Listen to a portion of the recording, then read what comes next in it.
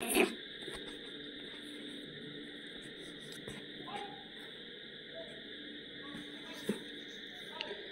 नमस्कार साथियों, आप सभी का स्वागत है हमारे चैनल नेशनल अफेयर्स में। आप लोगों के बीच एक बार फिर मैं आया हूं और ये करंट अफेयर आप लोगों के बीच मैं 10 से 16 जुलाई का लाया हूं और 10 से 16 जुलाई के बीच में जितने भी करंट अफेयर्स हैं मैं उनको एक साथ ला करके आप लोगों के बीच रखने का प्रयास किया हूं। तो ध्यान दीजिएगा, सबसे पहला हम लोग का जो क्वेश्चन है वह है विश्व युवा कौशल दिवस WYSD ये प्रतिवर्ष कब मनाया जाता है? तो ये 15 जुलाई को मनाया जाता है। तो सबसे पहले आपको समझना है कि ये जो विश्व युवा कौशल दिवस है ये शुरुआत कब से हुआ। तो सबसे पहले तो हम बात करें तो 2014 में ही ये शुरुआत किया गया था UNO के द्वारा। तो UNO आपका इसका फुल फॉर्म हो जाएगा यूनाइटेड नेशन ऑर्गेनाइजेशन, यानी कि संयुक्त राष्ट्र महासंघ के द्वारा ये शुरुआत किया गया था 15 जुलाई 2014 को। बाद में ये 15 जुलाई 2024 में अगर इसका थीम कहा जाए तो 15 जुलाई 2024 में इसका थीम रखा गया था शांति और विकास के लिए युवा कौशल। तो इसके साथ साथ हम थोड़ा सा समझते हैं कि ये युवा जो लिखा गया है यहाँ पे विश्व युवा कौशल दिवस, यानी कि युवा को कौशल करने से क्या बेनिफिट मिलने वाला है। तो सबसे पहले तो है कि हमारे देश में बहुत ज़्यादा युवा लोग बेरोज़गार हैं। तो बेरोज़गार के लिए एक चुनौती है जो कि जॉब लेना है या फिर कहीं ना कहीं रोज़गार खोजना है। तो उस रोज़गार को कैसे प्राप्त करेंगे?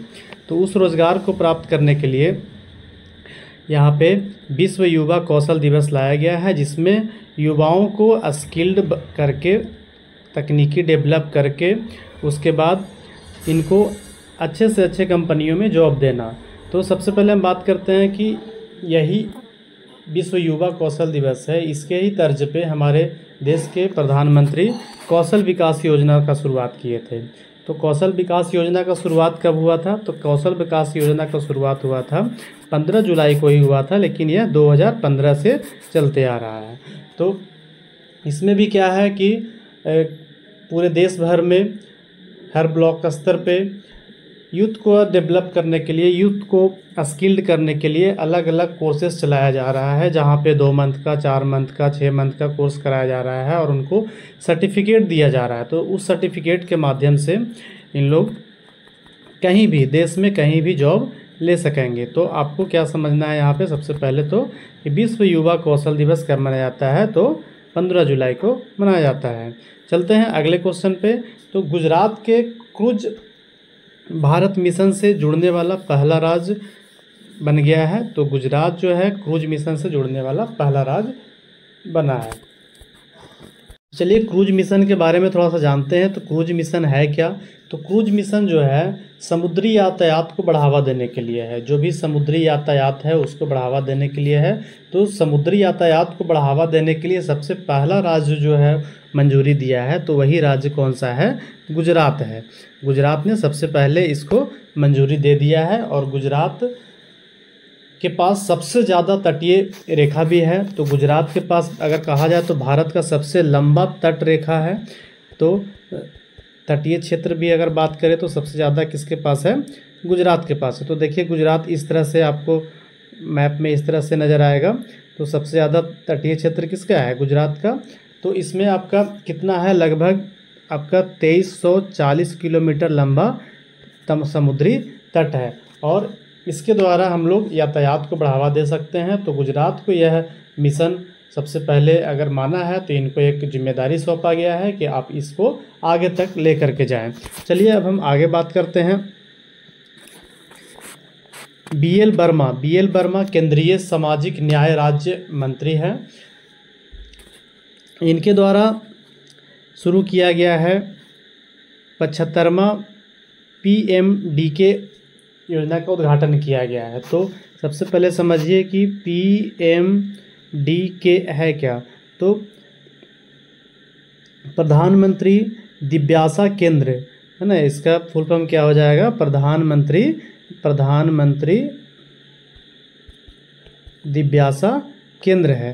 तो इसमें विकलांग व्यक्ति, ऐसे दिव्यांग व्यक्ति या फिर वृद्ध लोग, है ना, उन लोगों को सामाजिक न्याय से संबंधित ये उद्घाटन किया गया है, जो कि BL वर्मा के द्वारा किया गया है। चलिए आगे बात करते हैं। जैनिक सिन्नर। जैनिक सिन्नर आप लोगों ने न्यूज़ में भी देखा होगा कि जैनिक सिन्नर एक टेनिस खिलाड़ी हैं। जैनिक सिन्नर यह इटली के खिलाड़ी है। ये कहाँ के खिलाड़ी हैं? तो इटली के हैं। इन्होंने कार्लोस अल्कराज को, स्पेनिश खिलाड़ी कार्लोस अल्कराज को हरा करके ये पहला विंबलडन खिताब 2025 में इन्होंने जीत लिया है। तो ये अगर कहा जाए तो वर्ल्ड नंबर 1 टेनिस रैंकिंग में भी हैं। तो जैनिक सिन्नर याद रखिएगा आप लोग कि इटली के हैं और ये अभी हाल ही में विंबलडन खिताब जीता है। विंबलडन खिताब हुआ कहाँ था? तो ये लंदन में ही हुआ था। चलिए आगे बात करते हैं। DRDO और एम्स। DRDO और एम्स, सॉरी DRDO यहाँ पे नहीं होगा, यहाँ पे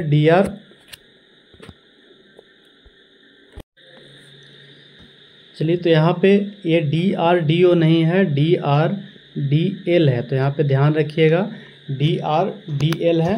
तो DRDL और एम्स बीबी नगर, ये बीबी नगर जगह है जो यहाँ पे भारत का पहला कार्बन फुट प्रोस्थेसिस का अनावरण किया है। तो DRDL का फुल फॉर्म क्या होता है? तो defence research and development laboratory हो जाएगा यहाँ पे। जो DRDO जो बात कर रहे थे ना, तो यहाँ पे क्या हो जाएगा? DRDO का फुल फॉर्म क्या हो जाएगा? तो defence research and development organisation हो जाएगा। लेकिन यहाँ पे अगर DRDL का बात किया जाए तो आपका defence research and development laboratory हो जाएगा। तो चलिए आगे हम बात करते हैं इसके बारे में। तो इसमें है क्या?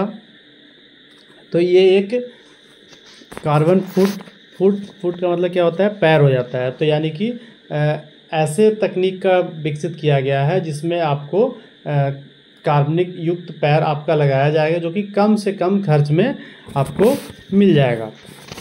तो ये एम्स का भी आप लोग को फुल फॉर्म आना चाहिए। तो ये आप लोग कमेंट में आप लोग बताएंगे कि एम्स का फुल फॉर्म क्या होता है। चलिए हम आगे बढ़ते हैं। तो भारत का पहला डिजिटल नोमैड विलेज ये यांगटेंग सिक्किम में, याकटेन ये विलेज का नाम है। तो भारत का पहला डिजिटल नोमैड विलेज याकटेन जो है ये सिक्किम में उद्घाटित किया गया है। तो याकटेन इसका उद्घाटन कब किया गया? तो 14 जुलाई 2025 को किया गया। इसमें किया क्या गया है कि ये इस गांव के लोग ज़्यादा इधर उधर घूमते, इधर उधर मतलब जगह जगह पे जा कर के कुछ कुछ करे, तो इन लोग पे एक स्थान देना, ये का मुख्य लक्ष्य क्या रखा गया है?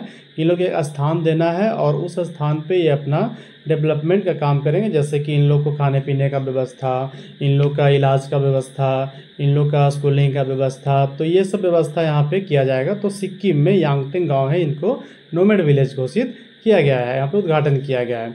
यहाँ की अगर बात किया जाए तो सिक्किम के अगर मुख्यमंत्री तो कौन है? प्रेम सिंह तमांग। चलिए आगे हम लोग देखते हैं। एनसी सोजन के बारे में भी हम लोग जानते हैं। एनसी सोजन ये लिग्नानो कॉन्टिनेंटल टूर इवेंट में महिलाओं की लंबी कूद में कांस्य पदक जीता है। तो महिलाओं की लंबी कूद में कांस्य पदक जीता है। इसका आयोजन कहाँ हुआ था? इसका आयोजन हुआ था इटली में हुआ था। ये लिग्नानो कॉन्टिनेंटल टूर इवेंट कहाँ पे हुआ था? इटली में हुआ था। और इसमें भारत के खिलाड़ी जो है ये है एनसी सोजन, इन्होंने कांस्य पदक जीता है, यानी कि तीसरा स्थान पे आया है।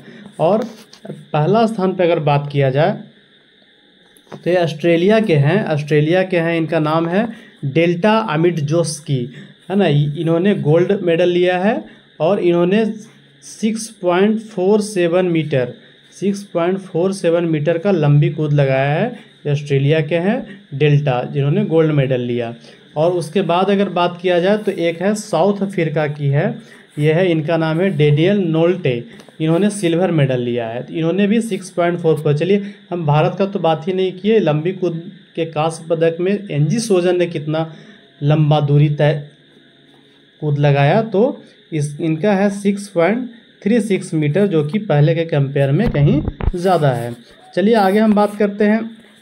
हॉकी झारखंड ने 15वां हॉकी इंडिया सब जूनियर महिला राष्ट्रीय चैंपियनशिप 2025 जीता है। तो हॉकी झारखंड ने 15वां हॉकी इंडिया सब जूनियर महिला राष्ट्रीय चैंपियनशिप जीता। तो इसके बारे में भी बात करते हैं।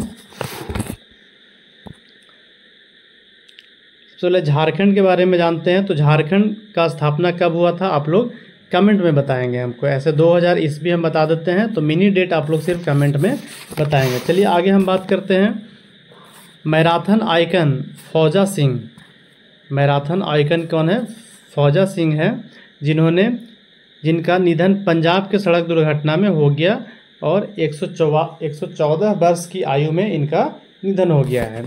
चलिए आगे बात करते हैं। प्राजक्ता कोली है ना, उर्फ मोस्टली सेन का नाम टाइम 100 क्रिएटिव्स लिस्ट में इनको शामिल किया गया है। क्रिएटर्स लिस्ट में शामिल किया गया, टाइम 100 में इनको शामिल किया गया। चलिए आगे बात करते हैं।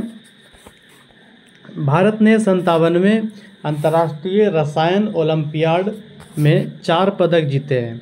तो इसका आयोजन कहाँ किया गया था? तो याद रखिएगा दुबई में। दुबई कौन सा देश का शहर है, तो आप लोग को बताना है। ऐसे हम भी बता देते हैं, यूएई का है, यूनाइटेड अरब अमीरात का है। तो इसका आप लोग कैपिटल बता दीजिएगा कमेंट में, इसका कैपिटल कहाँ है, इसका कैपिटल यूएई का कैपिटल कहाँ है, आप लोग कमेंट में बता दीजिएगा। चलिए हम एक चीज़ बता देते हैं। ICHO इसका फुल फॉर्म क्या होता है? International chemistry olympiad. International chemistry olympiad. चलिए आगे हम बात करते हैं। वेरोनिका कुदरमेतोवा रूस के और एलिस मर्सेन बेल्जियम के, है ना, इन्होंने महिला युगल का खिताब जीता है। युगल मतलब 2 लोग साथ में खेल रहे थे, तो इन्होंने ये खिताब जीता है। चलिए आगे बात करते हैं। उत्तर प्रदेश सरकार ने 75 छोटी नदियां और सहायक नदियों को पुनर्जीवित करने का अभियान शुरू किया गया है। तो एक चीज़ 75 से याद रखिएगा कि उत्तर प्रदेश में 75 डिस्ट्रिक्ट्स भी हैं। चलिए इसके बाद फिर यहाँ पे और भी बहुत सारी नदियाँ हैं, जैसे कि गंगा नदी है, यमुना नदी है। तो ये सब नदियाँ यहाँ पे भी मिलेंगे आपको। बहुत सारा नदी है यहाँ पे भी, सरयू नदी हो गया। चलिए आगे बात करते हैं हम। भारत की खुदरा मुद्रास्फीति जून 2025 के लिए 2.10% तक गिर गई है, जो कि जनवरी 2019 के बाद ये सबसे कम है। तो आप लोगों को तो सबसे पहले मुद्रास्फीति के बारे में जानकारी होना चाहिए। मुद्रास्फीति है क्या? तो सबसे मुद्रास्फीति का मतलब सिंपल समझिए, इसका मतलब होता है महंगाई, है ना। जब किसी वस्तु या सेवा का कीमत बढ़ता है ना, जब किसी वस्तु या सेवा का कीमत बढ़ता है। तो सेवा कहने का मतलब आप लोग क्या समझ रहे होंगे? सेवा कहने का मतलब वस्तु तो आप समझ रहे हैं कि चलो भाई खाने पीने की चीज़ हो गई, या फिर जो भी वस्त्र हो गया, ये सब हम लोग वस्तु में एक लेंगे। सेवा चीज़ क्या है? सेवा जैसे कि बैंकिंग सेक्टर, ये सेवा है आपका, है ना। स्कूल है, ये सब क्या है? सेवा है आपका, है ना, जो कि आपको शिक्षा दिया जा रहा है जहाँ पे किसी के द्वारा, तो ये आपका सेवा कर रहे हैं। तो उसके लिए जो भी महंगाई से रिलेटेड जो भी बात किया जाता है, तो कहलाता है आपका मुद्रास्फीति कहलाता है। इसमें भी एक और टर्म आता है, इसके सीधे अपोजिट आता है, तो उसको कहते हैं अपस्फीति। मुद्रास्फीति के ही अपोजिट क्या आता है? अपस्फीति।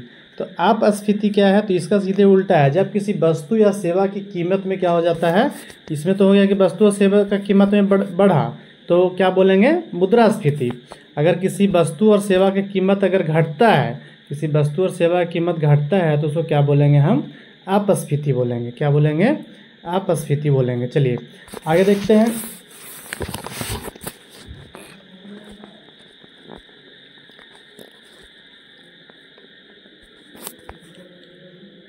मोहम्मद बुहारी पूर्व सैन्य शासक ये निर्वाचित राष्ट्रपति नाइजीरिया के हैं और इनका 82 वर्ष की आयु में निधन हो गया। कहाँ हुआ निधन? तो लंदन में हो गया। चलिए आगे बात करते हैं हम। कोटा श्रीनिवास राव तेलुगु फिल्म के दिग्गज पूर्व दिग्गज ये रहे हैं और पूर्व आंध्र प्रदेश के विधायक भी रहे हैं। तो इनका भी 83 वर्ष की उम्र में निधन हो गया। चलिए आगे बात करते हैं। सोनाली मिश्रा एक वरिष्ठ IPS अधिकारी, इनको RPF की पहली महिला निदेशक बनाया गया है। तो RPF railway protection force, railway सुरक्षा बल है ना, इसकी पहली महिला निदेशक यानी कि DG बनी है। तो नाम याद रखिएगा, सोनाली मिश्रा।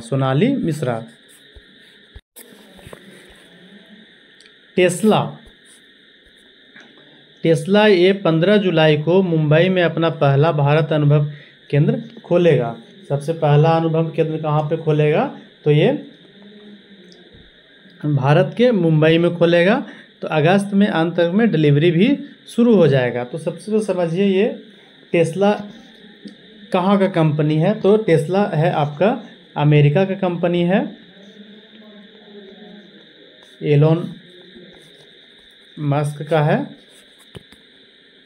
ये टेस्ला जो है एलन मस्क कंपनी है। तो टेस्ला का इसका एक इलेक्ट्रिक व्हीकल कंपनी है। टेस्ला क्या है आपका? इलेक्ट्रिक व्हीकल कंपनी है।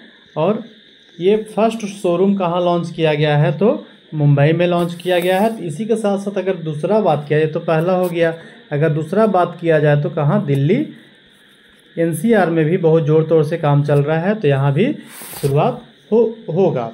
तो आपको आज यहीं तक हम रखते हैं।